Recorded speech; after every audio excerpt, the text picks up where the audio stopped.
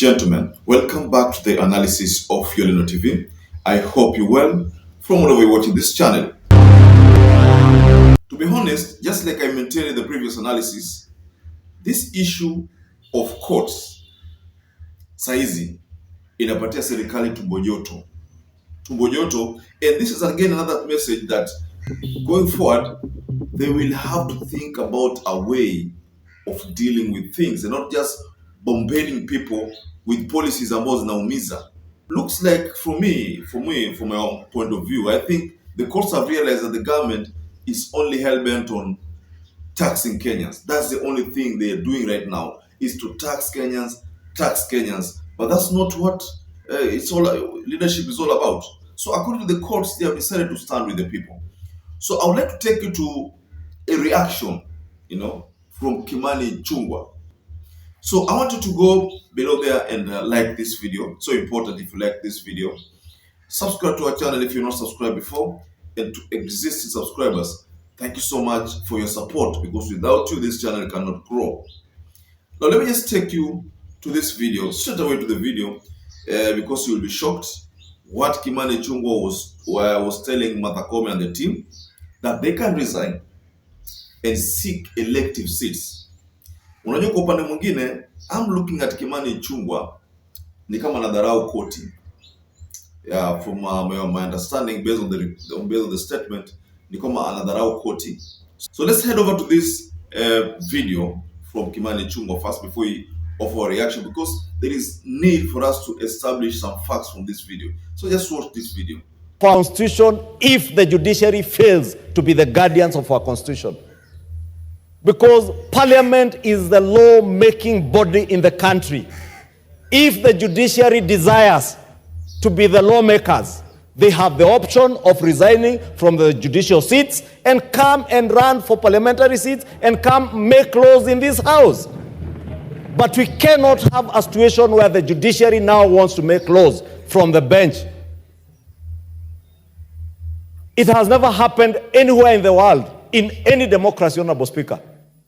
I saw last week in the United States, President Joe Biden outgoing in the United States, having similar problems with their Supreme Court. This era, Honorable Speaker, of judicial activism and judicial dictatorship must and needs to come to an end, Honorable Speaker. Because the judiciary is telling us that the legislative arm of government cannot legislate now. The executive arm of government will never execute anything without being superimposed now, on what to do by the judiciary. To this video from Kimani Ichungwah, because basically from the words there in that video, you can tell that Kimani Ichungwah is not happy with the courts. The video there is self-explanatory. He's not happy with the courts. And Kimani is going to an extent of telling the courts judges that they can as well resign, and then when they can seek elective seats like the MCA, like the member of parliament, the senator, like the governorship positions, they can resign. So let me take you first, before you react to that video, let me take you to Okiya Omtata's statement. Because Okiya Omtata also had to react to the court verdict. Because if you remember last year, 2023, I think it was somewhere before May, somewhere between March and May, and there was a meeting in Busia County, and Okiya Omtata told William Ruto that in this finance bill, the only thing that you can remove is this housing levy. Remove the housing levy, then we can talk. Back then William Ruto alikonele sijui niseme ni kiburi ama nini, akawa anaona kwamba hiyo ni kitu haiwezekani. He is the president, everything he says must be done. So what he did, he ignored Okiya Omtata. I think that's what led to the street protests hapa na pale. So mambo yaliendelea mengi, and then it reached a point whereby the matter was taken to court by LSK. Matter was taken to court by Okiya Omtata in his capacity as an activist, and then there are so many other people who forwarded the matter to court. The idea was to scrap off this finance bill, the finance bill, and ultimately to remove the housing levy, because this housing levy, Kenyans are hawaitaki, to be honest, because it's not making sense.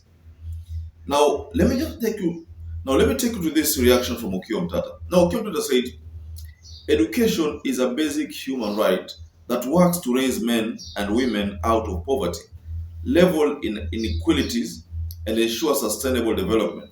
Education is not a privilege, it is a fundamental human right, yet we have made it too expensive for the majority of Kenyans.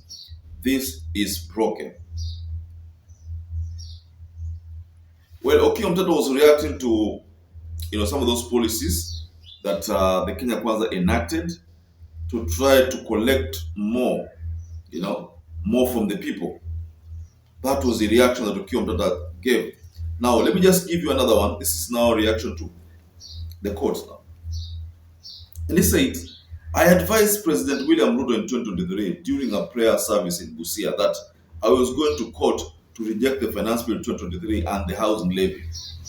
1 year later, after the bill turned into the Finance Act 2023, the Court of Appeal has today declared it unconstitutional. That is what Okiya Omtata wrote. And he shared a ruling here. This is the ruling from the court. He said, the appellant's appeals in civil appeal number E003 of 2024 and E080 of 2024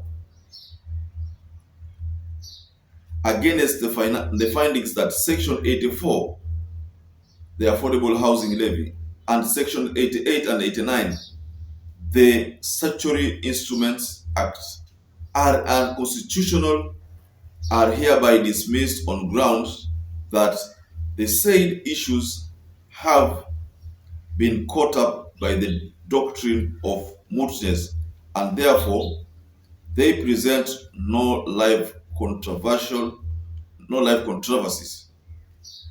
Well, Sheria na mambo mengi, I don't understand that part.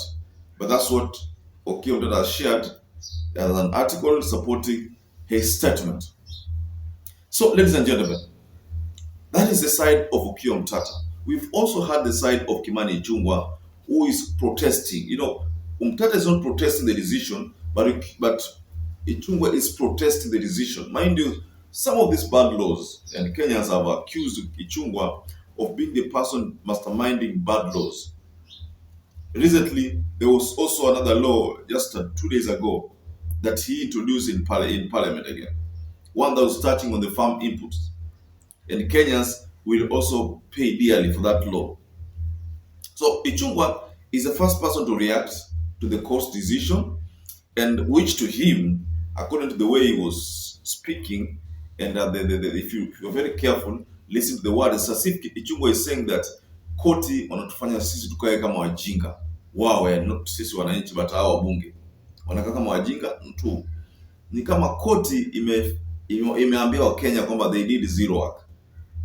So what it means with this decision of the courts is that now the government is supposed to revert back to the Finance Bill of 2022, which was enacted during Uhuru Muigai Kenyatta's time, because that, according to the court, is what needs to be honored.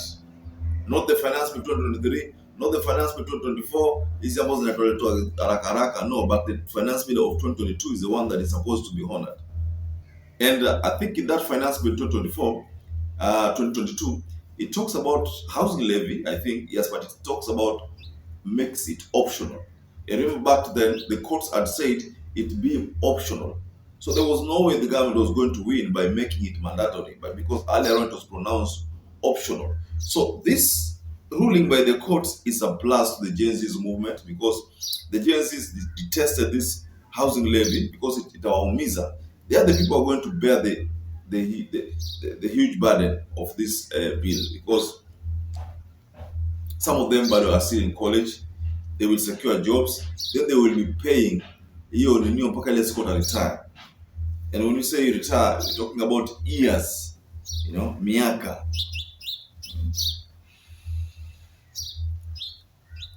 So, ladies and gentlemen, I would like to rest my case here. But what do you think about this call by Kimani Ichungwah telling Martha Koome and the team that they need to go to the ground and campaign and secure elective seats, because they cannot control them? They cannot be controlled.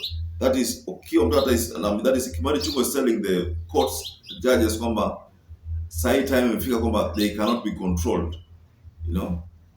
So the feeling that Kimani Ichungwah was trying to portray there is that the courts have put them under siege, that they cannot make rulings because they are members of parliament or because they are elected. So they just make any kind of decision in court in parliament to their advantage, but to the disadvantage of Kenyans. Now, perhaps if you're watching this video and you've not subscribed, take 1 second and subscribe, like this video. Until we catch up again, stay safe and stay blessed.